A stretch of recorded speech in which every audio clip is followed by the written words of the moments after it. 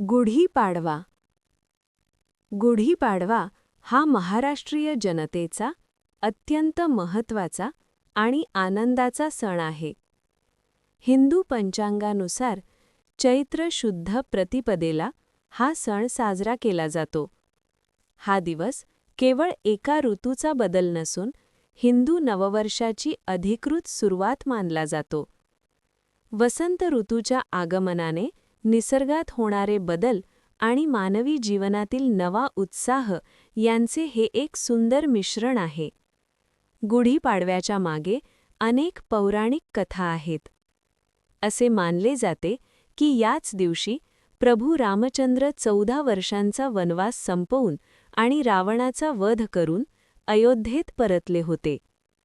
अयोध्येच्या प्रजेने त्यांचे स्वागत करण्यासाठी विजयाचे प्रतीक म्हणून घराघराबाहेर गुढ्या उभारल्या होत्या.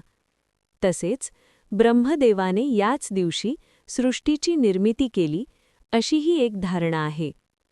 शालिवाहन राजाने शकांचा पराभव करून नवीन कालगणना शालिवाहन शक सुरू केली, म्हणून या दिवसाला ऐतिहासिक महत्त्वही आहे.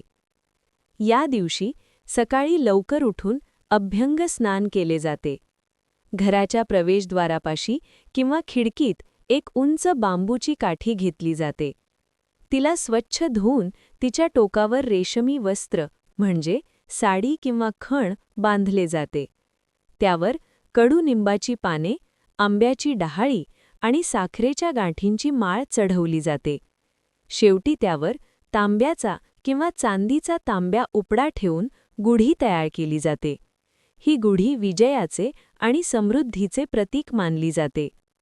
गुढीपाडव्याच्या दिवशी कडुनिंबाची पाने, गूळ, जिरे आणि ओवा यांचे मिश्रण खाण्याची एक खास परंपरा आहे.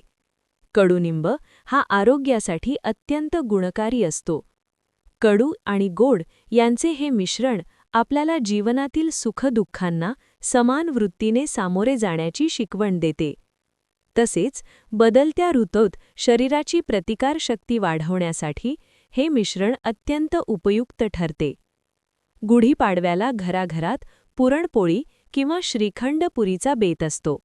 नवीन वस्तूंची खरेदी, सुवर्ण खरेदी किंवा नवीन उद्योगाची सुरुवात करण्यासाठी हा दिवस अत्यंत शुभ मानला जातो.